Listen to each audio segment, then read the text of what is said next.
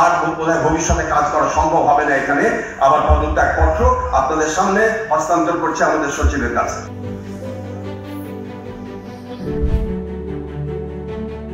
বাংলাদেশ শিল্পকলা একাডেমির মহাপরিচালকের পদ ছাড়ার ঘোষণা দিয়েছেন সৈয়দ জামিল আহমেদ।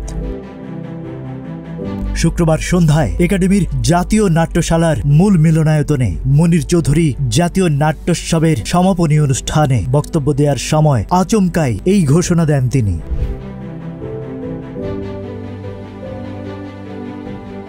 অনুষ্ঠানের ভিডিওতে দেখা যায় পদত্যাগের কারণ হিসেবে শিল্পকলার কাজে আমলাতান্ত্রিক হস্তক্ষেপের অভিযোগ তুলেছেন এই নাট্য ব্যক্তিত্ব। এখানে আমাদের আমলাতন্ত্রের পেছনে 10 বার ফোন করে টাকা আদায় করা আমার ব্যক্তিগত কাজের না জন্য না, শিল্পকলা একাডেমির জন্য। সেই কাজটা না করতে পারে, যদি না করতে দেয়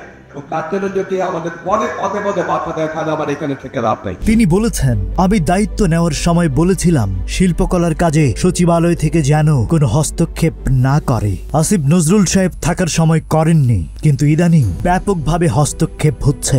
আমি এখানে আর বিস্তারিত বললাম না। জামিল আহমেদ বলেন, এখানে কাজ করা সম্ভব হবে না, আমার এখন নিজের কাজে ফিরে যাওয়া দরকার। শিল্পকলা একাডেমির কাজটা যদি করতে না দেওয়া হয়, পদে পদে বাধা দেওয়া হয়, তাহলে আমার এখানে থেকে লাভ নেই। তিনি আরো বলেন, আমাকে বাধা দেওয়া হয়েছিল যে আমরা আদিবাসী শব্দটা বলতে পারবো না। আমি বলছি আদিবাসী জনগণের দাবি পূরণ হোক, তাদের বিরুদ্ধে নির্যাতন বন্ধ হোক, তাদের অধিকার অর্জিত হোক।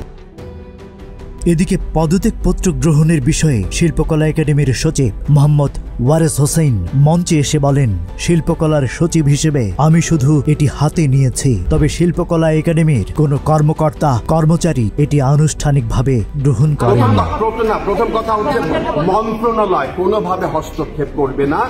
আমাদেরকে শিল্পকলা একাডেমি যদি অটোনমাস বডি হয়, অটোনমাস বডি হিসেবে কাজ করতে দেবে। Rajib Raihan, news flash 71।